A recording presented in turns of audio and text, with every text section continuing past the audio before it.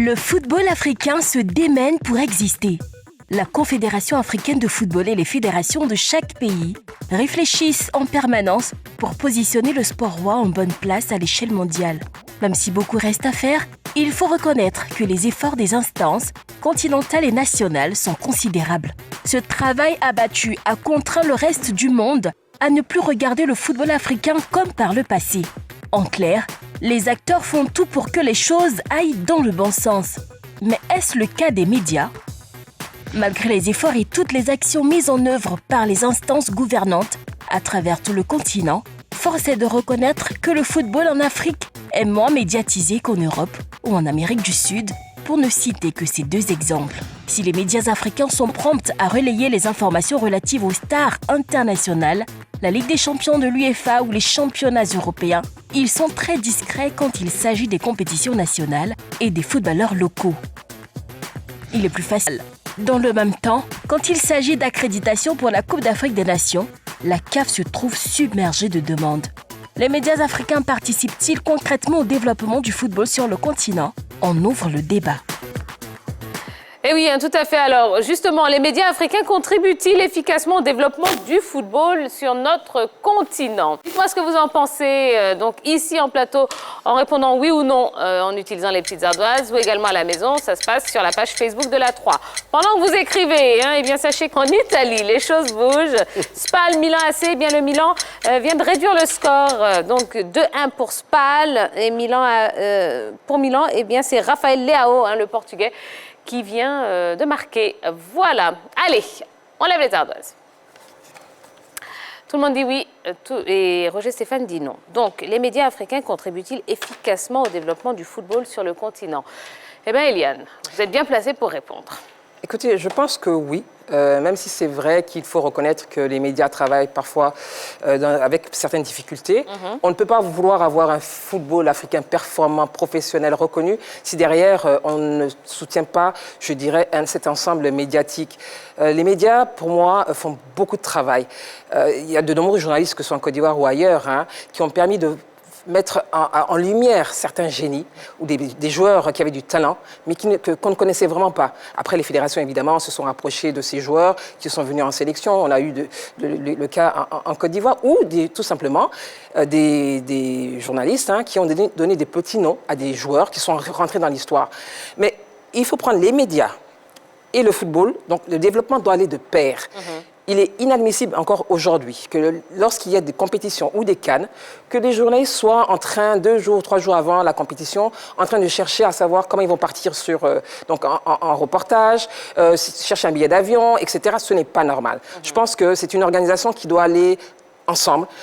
Si on parle du développement du football africain, et je parle même sur la Côte d'Ivoire, mais il faut que derrière, on accompagne les médias et qu'on donne, si vous voulez, cette possibilité à ces journalistes de s'exprimer. Je voudrais vraiment qu'on respecte les médias, parce que c'est le 4e pouvoir, et de dire aujourd'hui, je n'invente rien, mais le développement du football africain ne peut pas aller sans le développement et le soutien accordé à ces médias. Évidemment, il nous faut rester professionnels. Ça aussi, bon, c'est une autre paire de manches, mais c'est ensemble qu'on peut y arriver. Il faut qu'on respecte le journaliste, parce que le journaliste permet cette visibilité des championnats, des joueurs, où qu'ils soient. On ne parle pas seulement de Messi, etc., mais il faut aussi que nos fédérations s'organisent et qu'on ait des championnats de qualité. Excusez-moi, je vais être nostalgique, il y a 10, 15 ans, mais on ne regardait pas la télévision. Pour rester sur les médias d'abord, on reviendra aux comparaisons tout à l'heure. Pour rester sur les médias, oui, Roger. Je n'ai pas le même constat. J'ai le sentiment que... Bon, vous m'avez coupé. Oui, mais non, on reviendra sur le souvenir, parce que là, vous voulez rappeler de bons souvenirs, c'est très bien, mais restons sur... C'est important pour l'histoire. Voilà, restons sur le rôle des médias. Je n'ai pas le même sentiment que vous. Je dis, il y a des efforts qui sont faits, c'est très bien. Et les médias, dans l'ensemble, font ce qu'ils peuvent, c'est très bien. Mais en dehors des reportages classiques, en dehors des comptes rendus, en dehors des envoyés spéciaux, en dehors des plateaux de télé et radio, etc., de présence sur certains grands événements, oui, on ne voit plus rien d'extraordinaire. On ne voit plus rien d'extraordinaire. Vous parlez de cette époque. Moi, c'est pour ça que je voulais être nostalgique. Parce qu'aujourd'hui, voilà, quand vous regardez, quand vous suivez les médias africains de façon générale, vous n'avez pas le sentiment qu'il y a une vraie valorisation du football local sur le continent, non. Ce que vous avez, c'est qu'on a le sentiment que nous tous, nous travaillons pour le football européen et pour les clubs européens. Bon, alors, à qui la faute? À qui la faute? On entend souvent dire que, Eliane, on entend souvent dire qu'il n'y a pas de stars dans nos championnats. Mais qui doit faire de ces joueurs des stars, finalement? En fait, au départ, un joueur, il peut avoir des qualités. Après, on l'accompagne. Il faut aussi qu'il accepte le travail, etc. C'est un environnement. Je reviens à ce que je disais. Oui. Permettez-moi d'être nostalgique. À l'époque, il y a 10-15 ans, mettons 15 ans, il y avait des stars, mais il y avait d'excellents joueurs. Le championnat était relevé de très, très haut niveau. Et les journalistes que nous étions, mais nous avions, quand on a un match qui est de qualité, on n'a pas besoin d'aller voir à l'étranger, mais on est inspiré, que ce soit dans l'écrit, que ce soit au niveau de la radio, que ce soit au niveau de la télévision. Et on allait au-delà, on cherchait à savoir d'où il venait, on cherchait à savoir quelle était son histoire. On ne se contentait pas de comptes rendus ou de reportages simples. Il y avait des analyses poussées. On donnait de la nourriture, de la nourriture à nos téléspectateurs, aux auditeurs et aux lecteurs. Aujourd'hui, la donne, elle a changé. Est-ce que c'est du fait des réseaux sociaux? Est-ce que c'est le fait de... Je ne voudrais pas accuser un système, mais ce qui est certain, les médias avaient de quoi, je dirais, se nourrir et contribuer à cette éclosion de ces génies. Et parce que tout simplement, le football était organisé d'une autre manière. Et on le voit partout. Ce n'est pas seulement le fait de la Côte d'Ivoire. C'est ensemble qu'il faut grandir. C'est ensemble qu'il faut se développer. S'il y a à manger pour les journalistes, je suis désolée, ça vient de la qualité des joueurs. Mais c'est intéressant ce que vous dites, parce que c'est vrai qu'on est les premiers à dire que le football ivoirien ne va pas forcément très bien, etc. Et on voit que ça a des répercussions sur tout le monde, sur tous les maillons de la chaîne, finalement. Absolument. Alors, Yellow, votre point de vue par rapport à ça? Pour moi, les médias contribuent effectivement au développement du football africain parce que c'est sur deux volets. Le volet médiatique. Les médias s'assurent de révéler certains talents. Ils mettent la lumière sur certains talents et aussi les médias critiques. On n'est pas que dans le beau. On met du doigt sur le point ou sur le problème pour dire que ici ça ne va pas, telle fédération, ça ne va pas, tel club, ça ne va pas. Il faudrait changer la condition de vie de tel joueur, il faudrait changer la condition de vie de tel club. Donc pour moi, les médias, qu'on le veuille ou non, participe bien évidemment au développement du football africain. Maintenant, qui doit véritablement révéler le joueur? Ce sont les médias.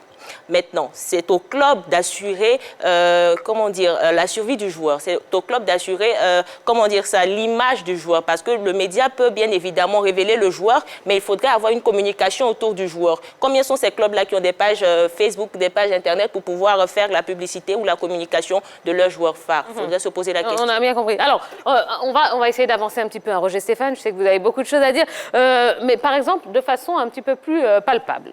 Prenons l'exemple de la CAN.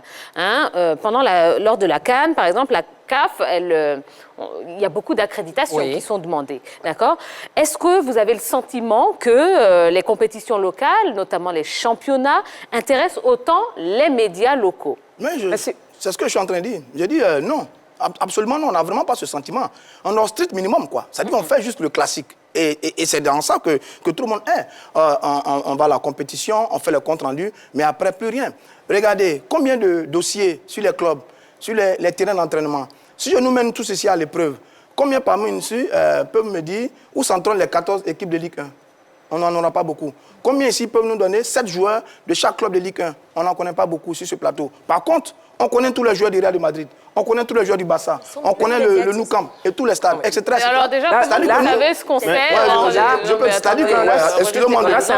Excusez-moi de nous traiter comme ça. Merci. Vous ne savez pas ce qu'on sait. Oui, parce que je suis concerné par ça aussi. Mais je termine. Excusez-moi de nous traiter comme ça, parce que je suis concerné aussi par le sujet. C'est qu'on a le sentiment qu'on s'intéresse aux stars, aux connus, aux vedettes, mais on n'a pas le temps Vous n'avez pas le temps. Oui. Vous n'avez pas le temps. Mais Roger, il a un peu raison. Hein. Moi, j'ai un truc à dire. Hein. Oui, quand il y a le match des éléphants au stade, mais la cabine des journalistes est remplie, elle est pleine. D'accord. Quand il y a le match de Korogo, il n'y a personne. Ou bien de la FAD, il n'y a personne. On peut même se coucher sur la série. Moi, je suis très contente que vous parliez de Korogo. J'aurais pu parler de l'Aziza Bengourou, de Siawazi. Avant, il y avait du rêve. Quand les équipes venaient de l'intérieur du pays, parce que c'était un championnat national, après, je ne veux pas rentrer dans donner les raisons du fait qu'on joue à Abidjan ou Yamoussoukro, mais il y avait du rêve. Les joueurs locaux, ils montraient vraiment cet amour pour le football et on avait des dirigeants qui les mettaient dans les conditions. Et on avait du rêve. Et quand on a du rêve, le journaliste, il crée. ils partagent avec, je l'ai dit, téléspectateurs, auditeurs et lecteurs. Aujourd'hui, je suis désolée, hein, on n'a plus ce rêve. Les joueurs se battent comme ils le peuvent. Aujourd'hui, par exemple, dans cette situation du Covid, il y en a qui ne sont peut-être pas payés aujourd'hui. Comment vous allez demander à un tel joueur de créer? Comment, s'il revient sur l'ère de jeu, comment vous allez demander à un journaliste d'écrire ce qui n'existe pas? Vous savez aussi bien que moi que le journaliste peut créer l'événement aussi. On peut créer l'événement sur notre on parle de faits, on parle de faits, on n'invente pas. C'est vrai qu'on peut broder autour d'un événement, mais il y a les limites. S'il n'y a rien, on brode, mais à un moment donné, il y a des limites. Et je dis, quand il n'y a rien, c'est très difficile.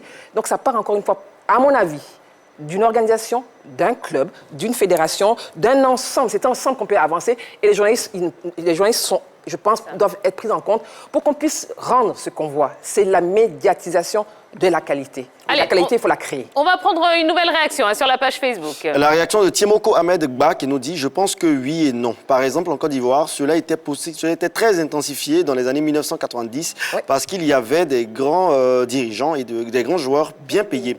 Mais aujourd'hui, les journalistes sont un peu déçus. Donc, ils ne vont pas perdre leur temps à toujours faire la promotion de la médiocrité. Bon, il vous rejoint. Avec des mots un peu durs, mais quand même. On a vu Antoine Bell qui a joué en Côte d'Ivoire, par exemple. On avait à l'époque de Rachidi Yekini. Il y avait de la qualité. Donc, le journaliste, on était nous-mêmes émerveillés. Il fallait qu'on puisse traduire ça et partager cela avec ceux qui nous suivaient. Aujourd'hui, ce n'est plus le cas. Mais j'espère, j'ai bon espoir, parce qu'il y a du travail derrière les jeunes. Mais la conclusion est là, c'est qu'on n'en fait pas souvent la promotion. C'est-à-dire que même si on n'a plus le rêve, mais on a notre rôle à jouer. Notre rôle, je vais vous donner un exemple. Oui, simple. Rapidement, parce qu'il nous reste très peu de temps pour le débat. Le ballon d'or africain, il est remporté chaque année par un joueur qui évolue en Europe. Le ballon d'or sud-américain, il n'a jamais été gagné par Lionel Messi. Parce que vous comparez deux championnats totalement différents. Non, parce que c'est pas la même chose, c'est l'organisation. Non, parce que justement, on n'a pas l'habitude, nous, Africains, de faire la promotion de ce qui appartient. On fait la promotion de ce qui vient de l'extérieur. Et c'est dramatique. C'est de l'organisation. Le football sud-américain, mais excusez-moi, à quel moment les Sud-Américains sont partis en Europe? Vous prenez les Brésiliens, les Argentins, ils sont partis. Non, je ne dis à quel moment ils ont d'abord évolué chez eux et après ils sont partis. En Afrique, on se dit, peut-être les infrastructures ne sont pas en place, il faut partir pour performer. Donc je parle d'organisation à la base. Il y a une organisation à la base, on va vendre du rêve. C'est un ensemble de choses qu'il faut mettre ensemble. L'un ne peut pas aller sans l'autre, ce n'est pas possible. D'accord, très bien. Dernière question, rapidement. Comment les médias pourraient-ils aider à développer davantage le football africain? Tout simplement, il faut continuer à chercher, à fouiner, à enquêter, à critiquer aussi pour que les uns les autres se remettent en cause. Il faut aussi proposer. Le journaliste doit être aussi une force de proposition. Parce que critiquer, c'est bien, mais proposer, c'est beaucoup mieux. Moi, c'est ce que je pense fondamentalement. Et puis, il faut suivre peut-être des jeunes à la base. Il faut continuer à aider à ce qu'on découvre des talents. Je pense que c'est important pour l'Afrique. D'accord. Yellow? Qu'est-ce que je peux dire après ça?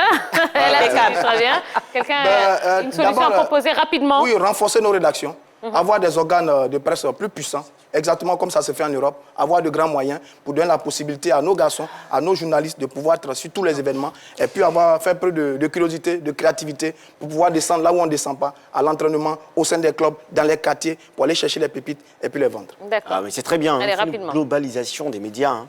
Comment ça? Globalisation des médias. Oui, très bien aussi. D'accord, on va rester là-dessus. Déjà, non, c'est bien, restons là-dessus. Il faut avoir il serait aussi bien que tous les clubs aient un chargé de communication, mais un vrai, et qui ne soit pas un copain, un cousin, que sais-je. D'accord, très bien. Allez, les résultats du sondage, puisque vous le savez que pour le débat, vous avez l'occasion tous les soirs de voter.